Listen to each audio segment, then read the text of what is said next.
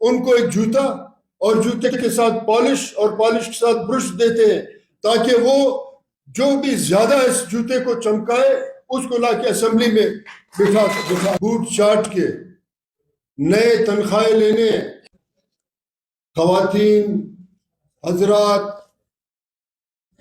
اور political activist کا شکریہ ادا کرتا ہوں.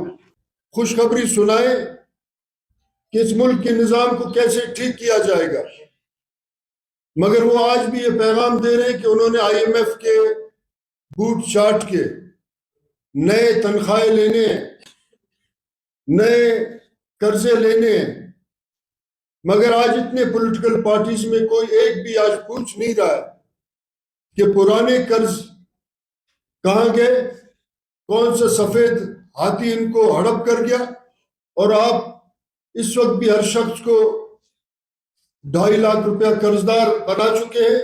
اب مزید قرض آپ کس مقصد کے لیے لے رہے ہیں؟ یہ سب اس لیے ہے کہ یہاں اس ملک میں پارلیمنٹ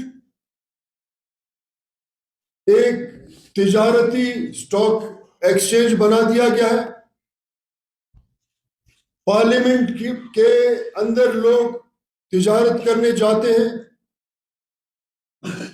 یہاں پارلیمنٹ کا انتخاب عوام کے ووٹ کے ذریعے نہیں ہو رہا ہے، بلکہ بند کمروں دفتروں میں جعلی نوٹیفیکیشنز کے ذریعے، جیسے ایک عام ملازم کو نوٹیفائی کیا جاتا ہو رہا ہے، اور حقیقی عوامی نمائندے اپنے مینڈیٹ کا احترام کرتے ہوئے، کیونکہ 5 سال بعد واپس پولیٹیکل پارٹیز نے عوام کو جواب دہ ہونا ہوتا ہے، اپنے آپ کو احتساب کے لیے پیش کرتے ہیں.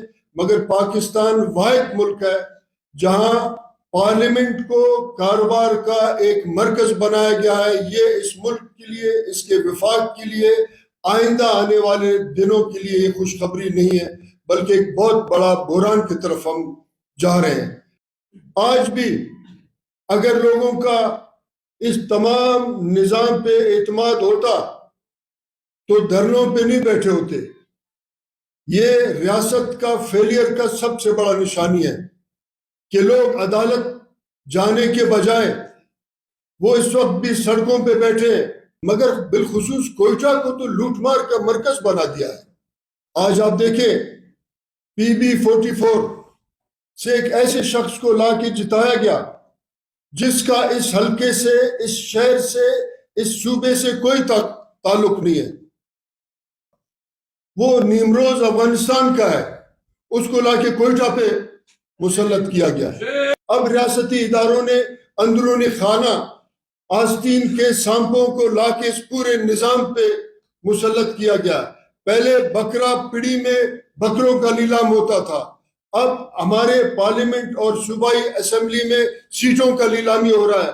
شرم آنا چاہیے تمام نظام کو. جینیون طریقے سے آئے تو میں آپ کو چیلنج کرتا ہوں کہ آپ استعفیٰ دیں، ایک دفعہ پھر NA-263 کے میدان میں اترے، پتہ چلے گا کون کتنے پانی میں ہے. پھر آپ کو میں کہ اگر آپ نے شفاف الیکشن نہیں کرانے تھے، اب اگر آپ نے الیکشن کے نام پہ ڈرامہ رچانا تھا تو پھر آپ ویسے نوٹیفائی کرتے.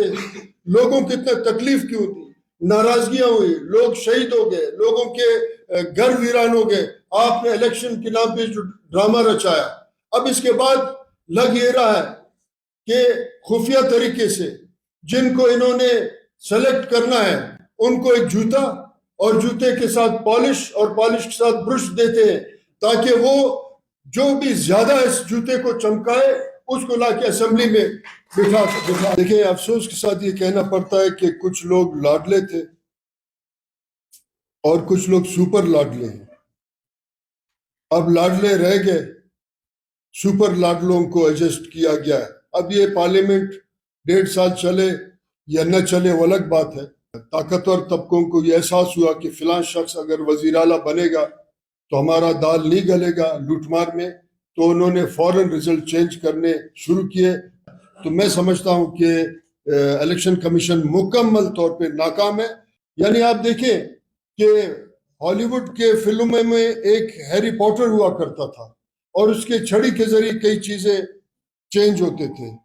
پاکستان کے الیکشن اب ہیری پوٹر پہلے ہالی ووڈ میں تھا، اب پاکستان میں آ کے یہاں بھی چھڑی کے ذریعے الیکشن کے نتائج کو چینج کر رہے ہیں. تو نچلے لیول پہ آپ کیسے توقع رکھیں گے کہ ایک عام 18 گریڈ کا آر او یا ڈی آر او وہ امانت داری کرے گا؟ وہ تو اپنے بہتر پوسٹنگ کے لیے کہیں نہ کہیں 2-4 چین سے کمانے کے لیے وہ تو بےایمانی کرے گا جس طریقے سے کیا انہوں نے.